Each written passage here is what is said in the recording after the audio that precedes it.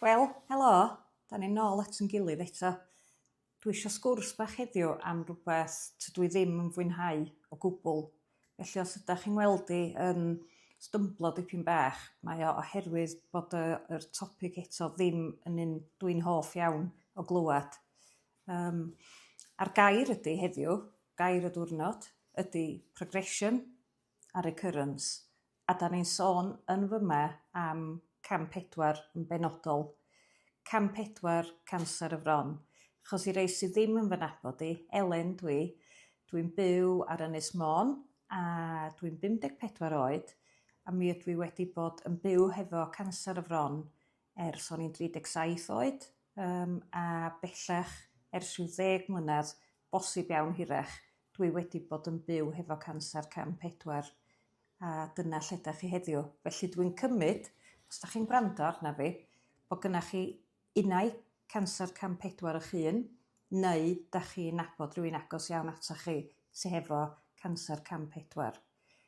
Rwan, achos na canser y fron sgyn i, tydw i ddim yn gyfarwydd iawn ar triniaethau i gansers gwahanol, ond dwi'n eitha sicr bod rhan fwyaf ohonyn nhw hefo rhyw fath o driniaeth parhaol. Tydw i ddim yn meddwl bod na lawer o ganser lle da chi'n dod off driniaeth, ond mi allai edrych i mewn i hynny mhellach os oes rhywun isio fi wneud. Canser cam 4, diwrnod gwaetha mywyd i o bosib. Tua'r fwy ofnadwy na clywed bod gen i ganser y fron, dwi'n meddwl. Mi ges i wybod gyn fy oncologist oherwydd bod gen i boen ofnadwy yn fysgwydd a mae di troi allan bod y canser wedi dod yn ôl trwy fesgur ni, mae o'n bob man. A wrth gwrs mae yna rei dyddiau yn well na'i gilydd, a mae heddiw yn diwrnod da. Wedyn bod fi ddim yn mwynhau siarad am y pethau yma, mae rhaid gwneud.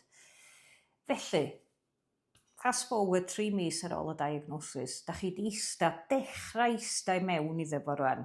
Da chi di dechrau'r eich triniaeth, a mi all hynny fod yn sawl math o driniaeth. Mae o'n dibynnu'n llwyr ar y math o ganser sgynnach chi a barn eich oncologist chi hefo y driniaeth gorau i'r math yna o ganser. Felly mi ges i chemotherapy llawn a dyna oedd penderfyniad fy oncologist a mi eis i hefo hynny. Ac ar ôl hynny, mi eis i ar dabledi a dwi wedi bod ar y tabledi gwahanol rei am y 10 mlynedd dwytha. Rhai mwy ffiedd na'i gilydd a dwi'n berffaith hapus os ydych chi eisiau mwy o wybodaeth am y triniaethau mi ai mewn iddo fo'n pellach. Beth bynnag, nôl at y stori. Hefo cam 4, be da ni licio glywed ydy yn bod ni yn stable, bob dim yn union rhyw fath ac oedd o cynt. Mi geith hyn i monitro, gewch chi'ch monitro'n agos iawn. Munud da chi wedi cael eich diagnosis, mi gewch chi CT scan neu rhyw fath o PET scan neu MRI yn dibynnu yn union ar lle mae'r canser wedi mudo a'r teip o ganser ydy o. A mi ddylia chi fod yn cael rhyw fath o sgan, swn i'n meddwl bod rhyw 3-6 mis na nhw'n gwneud fel arfer fwy na bob 3 mis. A os dyn nhw'n gweld eich bod chi yn stable, mi gewch chi ella 6 mis bach o brec. Ac yn bosib iawn, yng nghanol y 3-6 mis yma, gewch chi hefyd brofion gwaed. Ac o bosib, o fewn y profion gwaed yna, dyn nhw'n edrych ar eich tumour markers chi. A mae yna tumour markers gwahanol ar gyfer gwahanol gansers.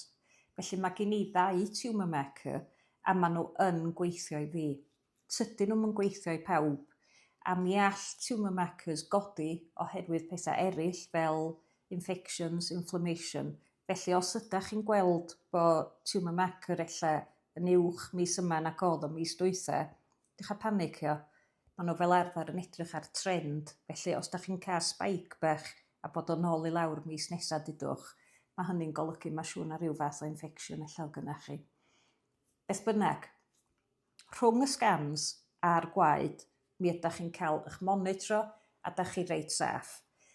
Mae yna 2 prif ffordd lle allwch chi weld bod pethau ddim gystal ac oedden nhw. Mi allwch chi ddangos symptoma yn un peth, sef bod gynnach chi boen, dyna oedd yn symptom i lle bod gen i boen, Mae symptomau eraill wedi dŵad arna fi pam ddoth o'n ôl i fy stumog i mi o'n i'n cael traffath ofnadwy a mi oedd o'n boenus ofnadwy a mi gas o'i fflagio fyny.